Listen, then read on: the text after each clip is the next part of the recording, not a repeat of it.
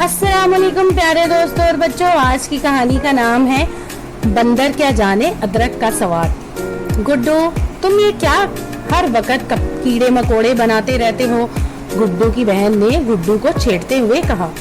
बाजी, मैं कीड़े मकोड़े नहीं, एक खूबसूरत मंजर ड्राइंग कर रहा हूँ। गुड्डू ने मसनूई गुस्से से जवाब दिया।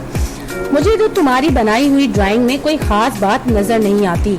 बाजी, खास लोगों को ही खास बात नजर आ सकती है, गुड्डू ने शरारत से जवाब दिया।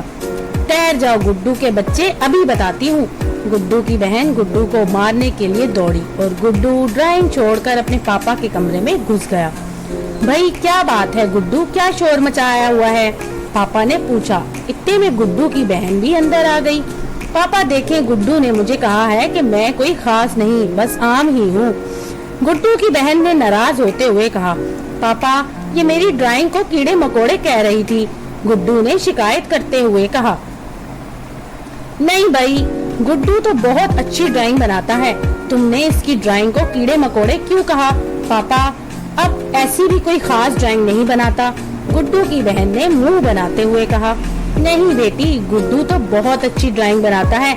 अब अगर तुमने इसकी बनाई हुई ड्राइंग को कीड़े मकोड़े कहा तो फिर मुझे वही मिसाल देनी होगी कि बंदर क्या जाने अदरक का स्वाद, पापा ने मुस्कुराते हुए कहा। पापा, आप मुझे बंदर कह रहे हैं? जाइए, मैं आपसे नहीं बोलती, गुड्डू की बहन ने नाराज होते हुए कहा।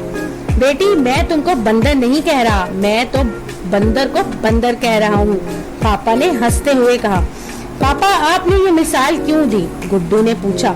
इसलिए कि जब कोई शख्स अच्छी चीज की कदर नहीं करता तो यही मिसाल दी जाती है, पापा ने एक बार फिर मुस्कुराते हुए जवाब दिया और गुड्डू की बहन मुंह बनाते हुए अपने कमरे की जानिब चली गई। तो दोस्तों, अगर आपको ये कहानी पसंद आए तो मेरे चैनल को लाइक और सब्सक्राइब जरूर कीजिएगा।